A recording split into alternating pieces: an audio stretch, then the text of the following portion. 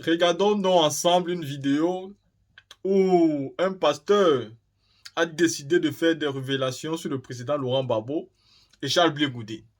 D'aucuns disent que c'est une ancienne vidéo qui date de 2020. Mais moi, quand je l'ai vue, je me suis dit qu'elle soit d'actualité ou pas, je vais essayer de partager ça avec ma team pour qu'on essaie de comprendre ce qui passe souvent dans la tête de certains pasteurs. Ils décident, c'est-à-dire il y a des personnes qui ont un rêve dans la tête. Il y a des personnes qui ont un idéal dans la tête. Ils ont quelque chose dans la tête et ils pensent que ce qu'ils ont dans la tête là, c'est Dieu qui est venu leur dire. Voici un homme qui se lève, il dit qu'il est pasteur, il dit qu'il a une vision et que dans sa vision, il a rencontré Dieu. Et qu'avec Dieu, ils ont échangé et que Dieu lui a fait comprendre que le président Laurent Gbagbo rentrerait comme Nelson Mandela en Côte d'Ivoire. Et que quand le président Laurent Gbagbo rentrerait comme Nelson Mandela, il viendra avec Charles Blé Goudé et il présentera Charles Blé Goudé comme son successeur. Charles Blé Goudé qui sera de la nouvelle génération et qui devra porter donc la lutte de la Côte d'Ivoire. J'ai vu cette vidéo et je me dis, mais il y a des personnes vraiment qui rêvent. C'est-à-dire, tu as un rêve dans ta tête, tu as un idéal dans ta tête, tu as ton leader que tu crois et tu penses que tu dois commencer à prendre Dieu et dire que c'est Dieu qui est venu te parler. La team, avant même de continuer quoi que ce soit, écoutez ce fameux pasteur. Je suis en train de prier. Le Seigneur remet à mon souvenir une prophétie qu'il m'avait révélée. Je voyais le retour du président Gbagbo, mais qui revenait comme un Nelson Mandela. Et j'ai demandé à Dieu, va-t-il se représenter? Et le Seigneur me montrait, il dit, regarde, qu'est-ce que tu vois?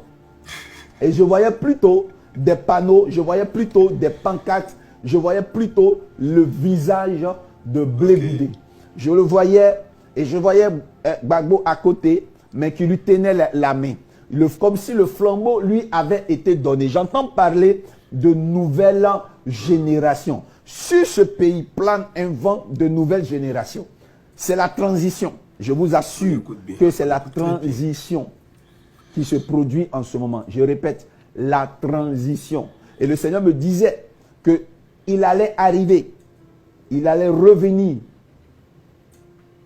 et que la place qui lui était attribuée était identique à celle de Nelson Mandela. Il revenait, il était un leader politique, mais sous lui, une nouvelle génération.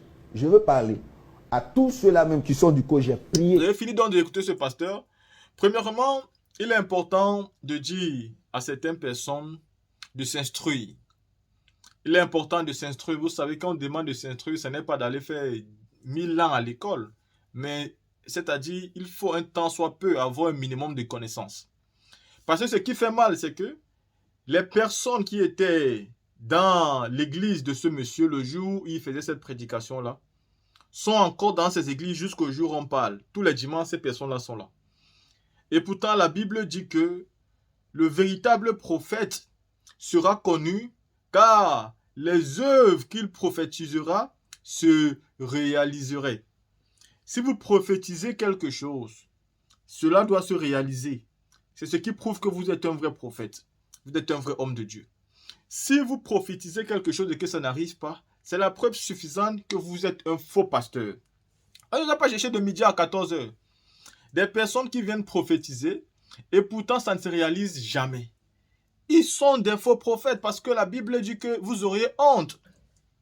Oui, parce que quand vous allez prophétiser, ça ne va pas se réaliser. Vous aurez honte parce que vos prophéties ne se sont pas réalisées. Mais comment se fait-il que ces personnes qui étaient dans l'église avec ce monsieur-là, ceux-là même qui sont restés quand il était en train de faire en train de sortir ce mensonge de sa bouche, sont jusqu'au jour où nous parlons dans la même église et ils sont assis tous les dimanches à écouter ces balivernes. Comment avait ce comportement? Ça, c'est même ridicule. Il devait avoir honte. Et ce sont des personnes qui n'ont pas de limite. Ça veut dire, ça n'a pas fonctionné, ils ne s'arrêtent pas là. Ils continuent dans la bêtise jusqu'au fond. Et jamais il ne fait un point pour nous faire comprendre ce qui s'est exactement passé. Qu'est-ce qu'on va donc en dire aujourd'hui par rapport à cette prophétie? Où est le président Gbagbo, où est Charles Blé Goudé? Est-ce que le président Laurent Gbagbo, quand il s'assoit, il pense à Blé Goudé même? Est-ce que Blé Goudé est dans son mindset? Est-ce que Blé Goudé est dans ses plans, dans ses archives? Ou c'est le Blé Goudé qui attaque le président Gbagbo à chaque fois où il a l'occasion là? Où on parle de qui?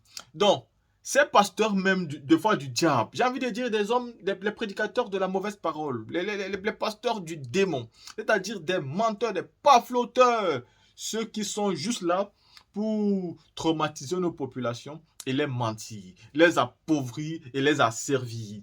Parce que vous ne pouvez pas, quand ça vous chante, venir faire des prédications et ça passe, on n'en parle plus. Vous croyez que c'est fini comme ça? Non. Il est important maintenant d'avoir des personnes qui vont scruter tous vos dires et regarder avec le temps si vous dites la vérité. Le président Laurent Gbagbo est rentré depuis. Charles Blé Goudé aussi, ça fait longtemps qu'il est rentré. Ils ne sont même pas rentrés ensemble. Voilà d'abord la première échec de ta prédication. Le président Laurent Gbagbo est rentré, tout cela a créé son parti politique, il a demandé à tout le monde d'intégrer, mais Blé Goudé a refusé. L'échec de ta deuxième prédication. Le président Laurent Gbagbo est le candidat du PPC en 2025 et Charles Blé Goudé dit qu'il ne participe pas aux élections. On ne sait pas ça en 2025, ça va changer. Voilà d'abord la troisième prédication qui a échoué.